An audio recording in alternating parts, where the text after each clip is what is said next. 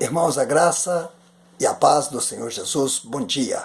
Nosso culto devocional desta manhã, de quarta-feira, a leitura bíblica está na carta de Paulo aos Efésios, no capítulo 4, versículo de 11 a 16, diz assim: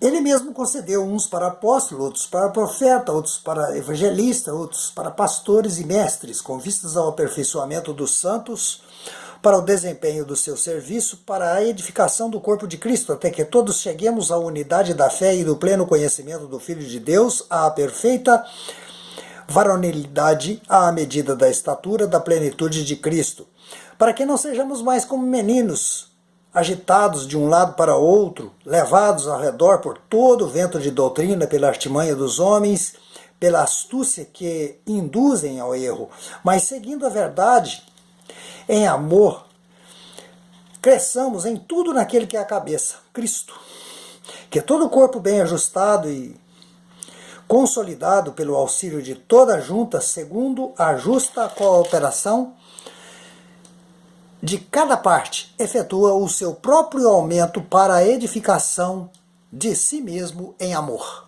Oremos ao Senhor. Ó Pai amado, nós te louvamos, nós te adoramos, bendizemos o teu nome, Senhor. Estamos em culto devocional nesta manhã, fala conosco, Senhor. Oramos pela tua palavra, em nome de Jesus. Amém. Aleluias. Glória a Deus. Amado, nós dentro desse contexto de profecias, falamos sobre dons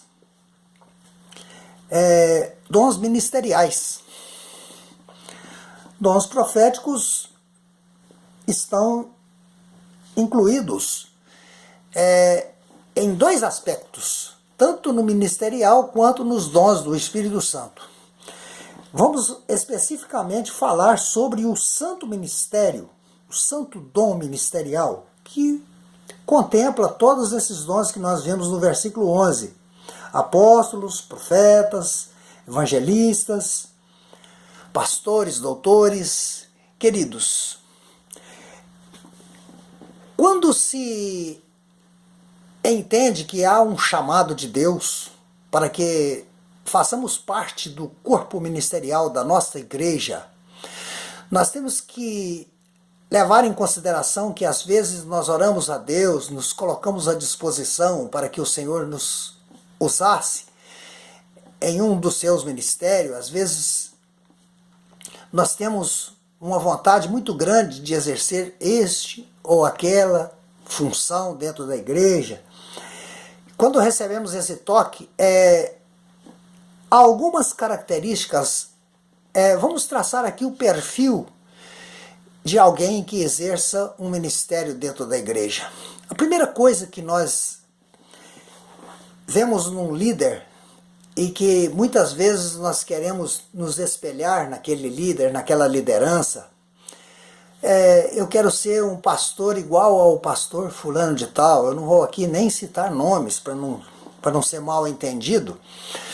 Olha, a primeira coisa que nós vemos que o exemplo, o modelo, a fonte inspiradora é Jesus Cristo, e não poderia ser outra de forma alguma.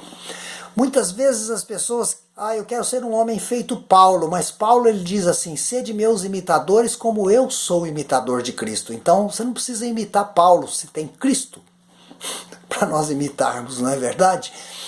Então, amados, não é fácil exercer um ministério, não traz nenhum status, muito pelo contrário.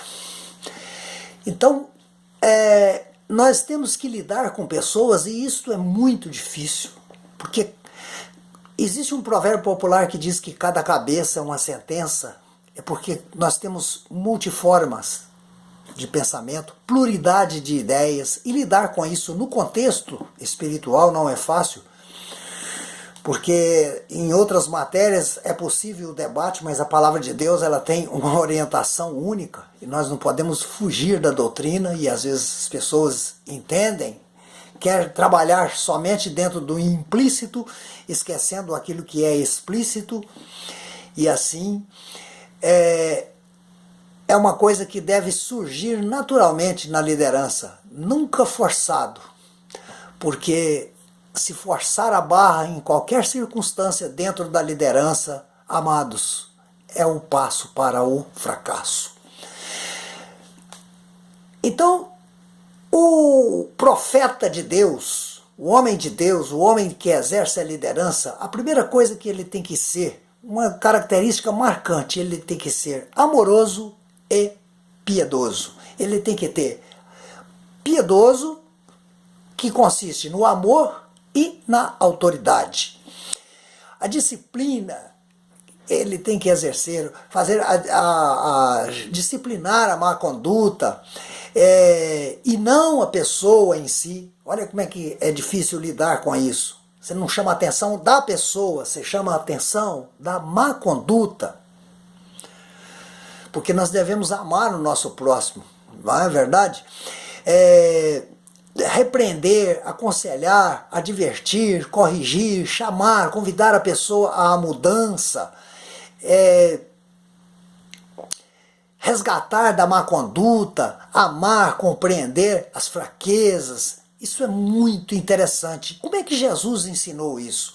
Quando nós lemos no Evangelho de João, no capítulo 21, versículos 15 a 21, por ali, nós entendemos que Jesus, ele chama a atenção de Pedro, especificamente, pergunta por 3 vezes, tu me amas? Quando Jesus está passando para os discípulos que os dons, ele vem para o aperfeiçoamento, na carta de Paulo confirma isso, para o desempenho dos serviços, pastores, doutores, mestres estão nesse contexto. Então, Jesus, naquele momento ali, ele chama a atenção de Pedro de um modo muito especial, porque todos os discípulos haviam falhado com ele, inclusive Pedro. Então, ele é chamado à disciplina com muito... Pergunta se tu me amas. Ele começa a refletir, então, e responde chorando pela 3ª vez. Queridos, ele dá uma motivação, porque todos nós temos a oportunidade de melhorar se falhamos de alguma maneira. Que Jesus, nesse momento, ele profetizava a morte de Simão Pedro. O que veio a acontecer depois, por ordem do imperador Nero, né? Então, amados, se você tem no seu coração a consciência de que há um chamado de Deus para a sua vida, seja piedoso, demonstre amor juntamente com a sua autoridade. Exerça a autoridade, mas não esqueça o amor. Chame a atenção dos erros, alerte, discipline, mas nunca esqueça que tem pessoas ali e que devem ser amadas e compreendidas. Amém? Que essa palavra nos abençoe rica e poderosamente, para que possamos exercer bem o nosso ministério, exercer bem o nosso papel de membro dentro da igreja e que cresçamos cada vez mais em nome de Jesus e que Deus nos abençoe. Amém? A paz, um bom dia, um bom trabalho e que assim seja em nome de Jesus.